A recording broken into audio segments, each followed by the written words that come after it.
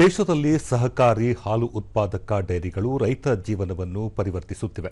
ಮುಂದಿನ 15 ವರ್ಷಗಳಲ್ಲಿ ದೇಶಾದ್ಯಂತ ಅಮೂಲ್ನಂತಹ 20 ಬೃಹತ್ ಹಾಲು ಉತ್ಪಾದಕ ಡೈರಿಗಳು ಸ್ಥಾಪನೆಗೊಳ್ಳಲಿವೆ ಎಂಬ ವಿಶ್ವಾಸವನ್ನು ಸಹಕಾರ ಖಾತೆಯನ್ನು ಹೊಂದಿರುವ ಕೇಂದ್ರ ಗೃಹ ಸಚಿವ ಅಮಿತ್ ಶಾ ವ್ಯಕ್ತಪಡಿಸಿದರು.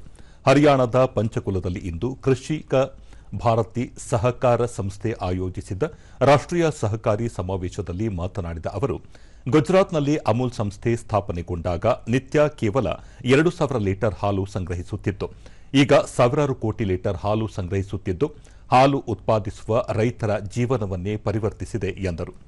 ಹಾಲು ಉತ್ಪಾದಕ ರೈತರು ಸ್ವತಃ ಹಾಲು ಮಾರಾಟ ಮಾಡಿದರೆ ಅವರು ಗಳಿಸುವ ಹಣ ಸಹಕಾರಿ ಡೈರಿ ಮೂಲಕ ಗಳಿಸುವ ಹಣದ ನಡುವೆ 70% ವ್ಯತ್ಯಾಸವಿರಲಿದ್ದು, ಈ ಲಾಭವು ಪಶುಸಂಗೋಪನೆಗಾಗಿ ಶ್ರಮಿಸುವ ತಾಯಂದಿರಿಗೆ ಸೇರಲಿದೆ ಎಂದು ಹೇಳಿದರು.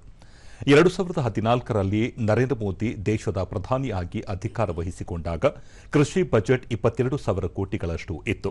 ಅದನ್ನು 1,27,000 ಕೋಟಿ ರೂಪಾಯಿಗಳಿಗೆ ಹೆಚ್ಚಿಸಲಾಗಿದೆ.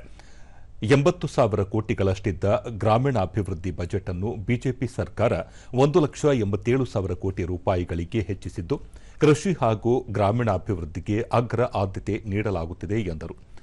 ಕಡಿಮೆ ನೀರು, ಕಡಿಮೆ ರಾಸಾಯನಿಕ ಹಾಗೂ ಕಡಿಮೆ ಅಪಾಯ ಹೊಸ ಕೃಷಿ ನೀತಿಯ ಅಡಿಪಾಯವಾಗಿದ್ದು, ದೇಶವು ಈ ದಿಕ್ಕಿನಲ್ಲಿ ಮುಂದುವರಿಯಬೇಕು. ಕಡಿಮೆ ನೀರಿನಿಂದ ಹೆಚ್ಚಿನ ಫಸಲು ಬೆಳೆಯಲು ವೈಜ್ಞಾನಿಕ ನೀರಾವರಿ ವಿಧಾನಗಳನ್ನು ಅಳವಡಿಸಿಕೊಳ್ಳಬೇಕು. ನೈಸರ್ಗಿಕ ಕೃಷಿ ಮೂಲಕ ರಸಗೊಬ್ಬರಗಳ ಬಳಕೆ ಕಡಿಮೆ ಮಾಡುವುದು, ಮಣ್ಣಿನ ಪರೀಕ್ಷೆ ಆಧಾರದ ಮೇಲೆ ಬೆಳೆಗಳನ್ನು ಬೆಳೆಸುವುದು ರೈತರಿಗೆ ಎಂದರು. खेती के आधार पर होता है, किसानी के आधार पर होता है, पशुपालन के आधार पर.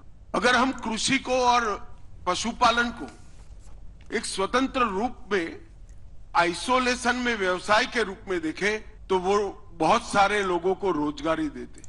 देश में सबसे ज्यादा रोजगारी अगर कोई दो सेक्टर से निर्मित होती है तो कृषि और पशुपालन से होती है.